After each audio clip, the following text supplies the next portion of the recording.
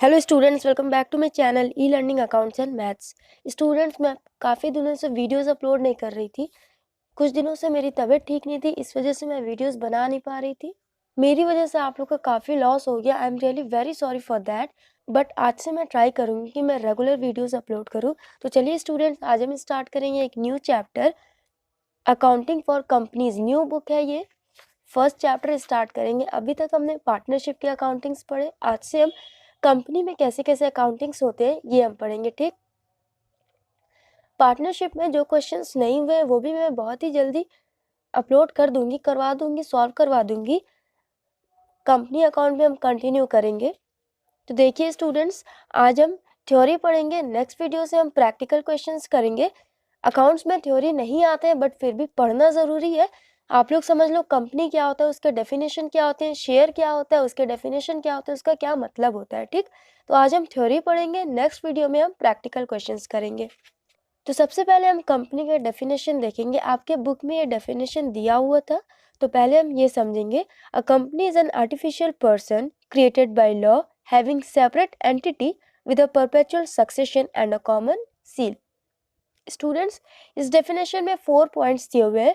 Artificial person, separate entity, perpetual succession and a common seal.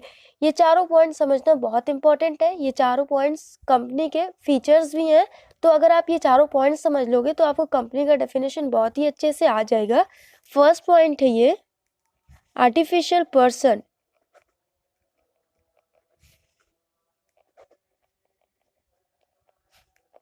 Company को artificial person क्यों कहा जाता है? क्योंकि कंपनी का नेचुरल बर्थ नहीं होता है, कंपनी को एक प्रोसेस के थ्रू क्रिएट किया जाता है।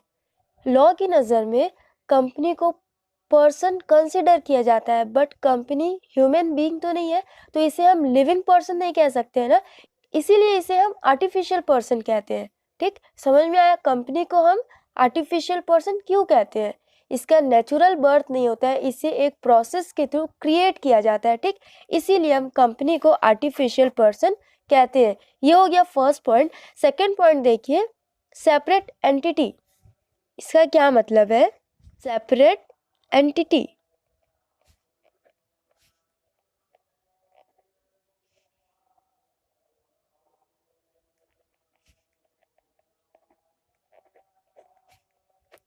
इसका क्या मतलब है? देखिए, सेपरेट एंटिटी मतलब कंपनी की अलग एंटिटी होती है एंड उनके मेंबर्स की अलग एंटिटी होती है। इसका मतलब ये है कि कंपनी की अपनी अलग एक पर्सनैलिटी होती है। स्टूडेंट्स, कंपनी को हम कंपनी के नाम से रिकॉग्नाइज करते हैं, ना कि कंपनी के ओनर के नाम से। कोई भी कंपनी है, मोबाइल फोन्स की कंपनीज ले ले तो कितनी सारी कंपनी है ना, रेडमी, सैमसंग, वीवो, ये सारे कंपनीज के नेम है। तो हम कंपनी के नाम से ही बुलाते हैं। कोई भी अगर रेडमी में कोई भी न्यू फ़ोन लॉन्च होता है तो हम सुनने में आता है कि रेडमी में न्यू फ़ोन लॉन्च हुआ है। हम रेडमी के ओनर के नाम से नहीं बोलते कि उसके ओनर ने नया फ़ोन लॉन्च किया। इसका मतलब यही है, सेपरेट एंटिटी मतलब कि कंपनी की अपनी अलग एंटिटी होती है एंड उनके मेंबर्स की अलग एंटिटी होती है। ठीक, सेकंड पॉइंट भी आपने समझा। एंड थर्ड पॉइंट देखिए, परपेचुअल सक्सेशन। इसका क्या मतलब है?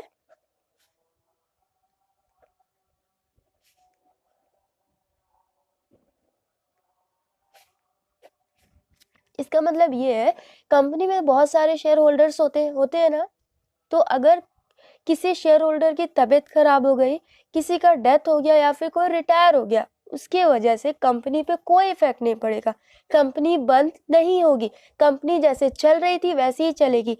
कंपनी में कोई आए या फिर कोई जाए, कंपनी पे कोई इफेक्ट नहीं पड़ेगा। कंपनी जैसे चल रही थी वैसे ही चलेगी। परपेचुअल सक्सेशन मतलब कंपनी बंद, किसी के आने जाने से कंपनी बंद नहीं होती है। ठीक, लास्ट पॉइंट देखिए, कॉमन सील। इसका क्या मतलब होता है? अब देखिए स्टूडेंट्स, कंपनी कोई लिविंग पर्सन तो है नहीं कि अपने डॉक्यूमेंट्स पे साइन कर दे, है ना? कंपनी साइन तो कर नहीं सकती है। इस वजह से हर कंपनीज में स्टैम्प बनते हैं। ठीक, ताकि इंपॉर्टेंट डॉक्यूमेंट्स पे कंपनी के स्टैम्प लग सके, उसे हम कहते हैं कॉमन सील।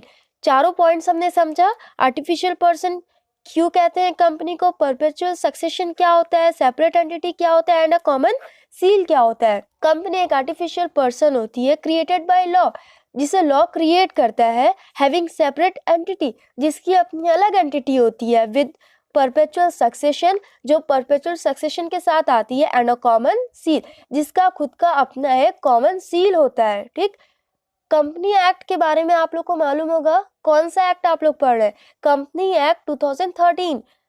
इससे पहले क्या था? कंपनी एक्ट 1956 था ना, ये वाला था। अब हम पढ़ रहे हैं कंपनी एक्ट 2013। ठीक, तो हमने कंपनी का डेफिनेशन पढ़ लिया।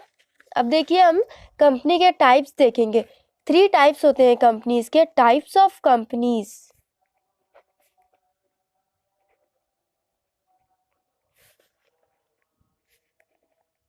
वन पर्सन कंपनी,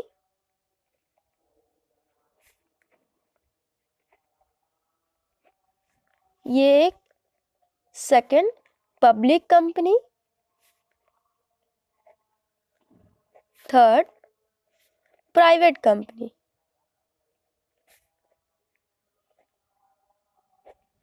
तीन कंपनीज है, ये तीनों कंपनीज के टाइप्स है।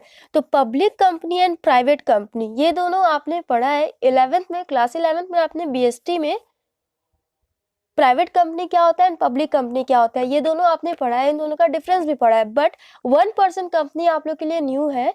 कंपनी एक्ट 2013 में ये new type of company introduce हुआ है। ठीक, इसमें क्या होता है देखिए, कोई वन पर्सन इस कंपनी को बना सकता है। इस कंपनी का paid up share capital 50 lakh से ज्यादा नहीं होता है।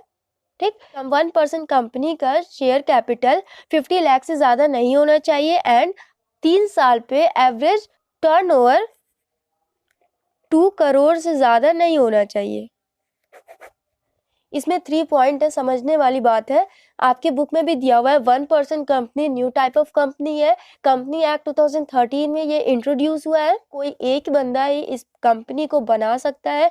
इस कंपनी का paid up share capital 50 lakh से ज्यादा नहीं होना चाहिए, एंड 3 साल का एवरेज एनुअल टर्नओवर 2 करोड़ से ज्यादा नहीं होना चाहिए इसमें। ठीक, एंड लास्ट पॉइंट एक और चीज देखिए, जैसे पब्लिक कंपनी के नाम के पीछे आप लोग लिमिटेड वर्ड यूज करते हो ना, आपने पढ़ा होगा 11th बीएसटी में। पब्लिक कंपनी के नाम के पीछे हम लिमिटेड वर्ड यूज करते हैं, एंड प्राइवेट कंपनी के नाम के पीछे हम पीवीटी एलटीडी लिखते हैं ना। एलटीडी हम पब्लिक कंपनी के नाम के पीछे लिखते हैं, एंड प्राइवेट कंपनी के नाम के पीछे हम पीवीटी एलटीडी लिखते हैं। ठीक, सेम वैसे वन पर्सन कंपनी के नाम के पीछे हम लिखते हैं ओपीसी प्राइवेट लिमिटेड। ठीक, वन पर्सन कंपनी के नाम के पीछे ओपीसी प्राइवेट लिमिटेड हम यूज करते हैं। ठीक, अगर आपको वन पर्सन कंपनी के बारे में जानना होगा तो आप गूगल पे सर्च करना वन पर्सन कंपनी, तो आपको एक लाइन से बहुत सारी कंपनीज, वन पर्सन कंपनीज मिलेंगी, एंड उनके नाम के पीछे ओपीसी प्राइवेट लिमिटेड लिखा होगा, तो आप वहां से देख लेना। एंड पब्लिक कंपनी क्या होता है, प्राइवेट कंपनी क्या होता है, ये सब आपने पढ़ा है। मैं ज्यादा डीपली आप लोग को नहीं पढ़ाऊंगी, क्योंकि अकाउंट्स में थ्योरी नहीं आता है, आपको न्यूमेरिकल पढ़ना है। प्रैक्टिकल क्वेश्चंस हम करेंगे, थ्योरी इतना ही काफी है। कंपनी हो गया, टाइप्स ऑफ कंपनी हो गया। इसके बाद हम देखेंगे शेयर। शेयर बहुत इंपॉर्टेंट है, इस चैप्टर में आपको शेयर ही पढ़ना है। तो आज हम थोड़े से इसके थ्योरी देख लेंगे, नेक्स्ट वीडियो में हम प्रैक्टिकल क्वेश्चन करेंगे। शेयर क्या होता है स्टूडेंट? सबसे पहले तो हम इसका डेफिनेशन देखेंगे। Total capital of the company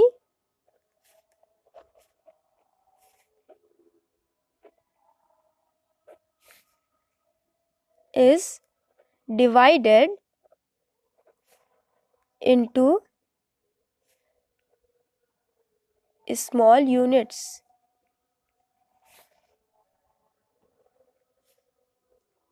Each such units is called shares. ये हो गया डेफिनेशन, मतलब समझेंगे अभी हम इसका। क्या लिखा मैंने? Total capital of the company is divided into small units, each such units is called share. कुछ समझ में आया? नहीं समझ में आया तो हम एग्जांपल के थ्रू समझेंगे। स्टूडेंट्स देखिए, कंपनी बनाने के लिए बहुत ज़्यादा पैसे की ज़रूरत पड़ती है। 1 लाख 2 लाख से कंपनी नहीं बन पाती है। कंपनी क्रिएट करने के लिए बहुत ज़्यादा पैसे की ज़रूरत पड़ती है। तो ये पॉसिबल नहीं है किसी एक बंदे के पास इतना ज़्यादा पैसा हो, इसलिए कंपनी अपने टोटल कैपिटल को स्मॉल पार्ट्स में डिवाइड कर लेती है। जैसे एग्जाम्पल देखेंगे हम, शेयर क्या होता है एग्जाम्पल के थ्रू हम समझेंगे। 10 लाख रुपए की जरूरत है, एक कंपनी बनाने में 10 लाख रुपए लग रहा है, ठीक। तो मैंने अभी आपको बताया कि किसी एक इंसान के पास इतना ज़्यादा पैसा हो, ये पॉसिबल नहीं है, ठीक। तो कंपनी अपने टोटल कैपिटल को स्मॉल यूनिट्स में डिवाइड कर लेती है, छोटे छोटे यूनिट्स में डिवाइड कर लेती है। इसकी वजह से इन्वेस्टर्स को आसानी हो जाता है पैसा देने में, ठीक। इस यूनिट्स को ही हम कहते हैं शेयर। इस यूनिट को हम कहते हैं share. Total capital of the company, company के टोटल कैपिटल को स्मॉल यूनिट में डिवाइड किया जाता है, उस यूनिट को हम कहते हैं शेयर। समझ में आया? कुछ तो समझ में आया ही होगा। देखिए स्टूडेंट्स, इसको हम और अच्छे से समझेंगे और डीपली समझेंगे एक और एग्जाम्पल के थ्रू, ठीक। 10 लाख कैपिटल को कंपनी 1 लाख शेयर में डिवाइड कर लेगी।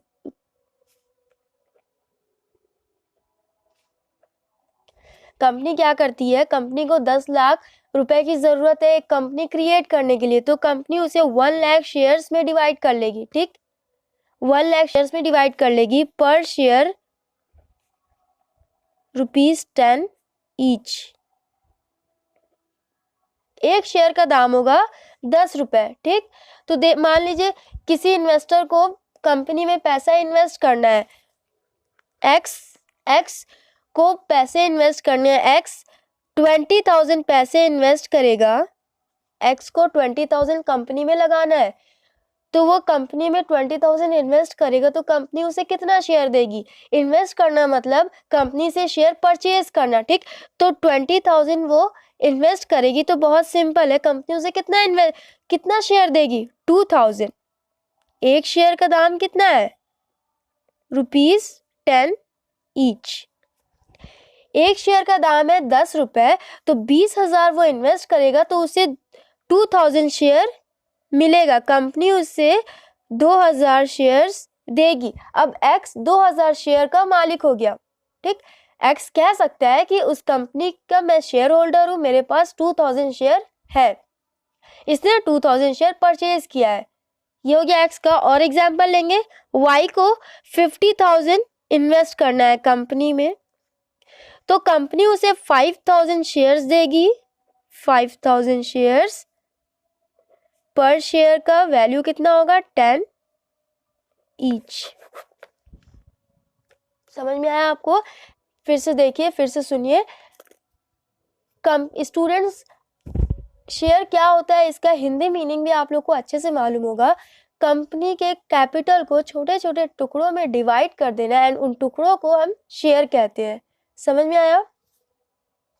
कंपनी, देखिए स्टूडेंट्स, कंपनी बनाने में बहुत ज़्यादा पैसे की ज़रूरत पड़ती है। मैं आपको ये बार बार रिपीट करवा रही हूँ, कंपनी बनाने के लिए बहुत ज़्यादा पैसे की ज़रूरत पड़ती है। किसी एक इंसान के पास उतना ज़्यादा पैसा होना ये पॉसिबल नहीं है, इसलिए कंपनी अपने टोटल कैपिटल को स्मॉल पार्ट्स में डिवाइड कर लेती है, ताकि लोगों के लिए आसानी हो कि वो अपना पैसा इन्वेस्ट करे, कंपनी के वो शेयर होल्डर्स बने। एक्स के पास 20,000 था, तो उसने 2,000 शेयर परचेज कर लिया। वाई के पास 50,000 था, तो उसने कंपनी का 5,000 शेयर परचेज कर लिया। अब ये कंपनी के शेयर होल्डर्स हो गए, एंड ये जो 20,000 एंड ये 50,000 है, इसको ये टोटल करेंगे। इधर कोई और पर्सन आएगा, वो 60,000 का खरीदेगा, कोई और आएगा 70,000 का परचेज करेगा, तो ये टोटल हो जाएगा। टोटल होके मान लेते हैं टोटल हो गया ये 10 लाख, तो इस 10 लाख को फिर हम कहते हैं शेयर कैपिटल।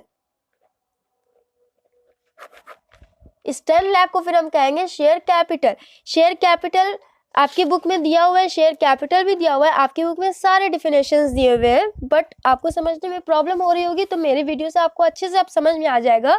जितने भी शेयर होल्डर्स कंपनी में पैसे इन्वेस्ट करते हैं, तो उन पैसों को हम कहते हैं शेयर कैपिटल।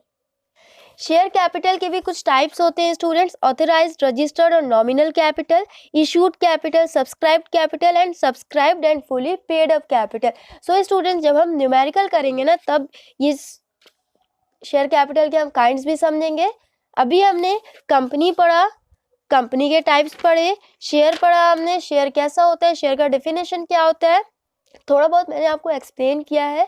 नेक्स्ट वीडियो में हम प्रैक्टिकल क्वेश्चंस करेंगे एंड इंशाल्लाह मैं ट्राई करूंगी बहुत जल्दी मैं आपके ये चैप्टर्स कंप्लीट करवा दूं। I am really very sorry students, मेरी वजह से आप लोग का बहुत लॉस हो रहा है। स्टूडेंट्स आप लोग मेरे पे डिपेंड नहीं रहना, मैं बिल्कुल भी अच्छी यूट्यूबर नहीं हूँ।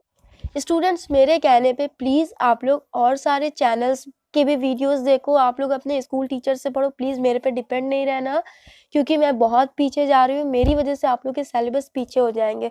सो स्टूडेंट्स आज के लिए इतना ही, नेक्स्ट वीडियो में मैं आगे के क्वेश्चंस करवाऊंगी। So if you like my video then please like share and comment and do subscribe my channel. Thanks for watching.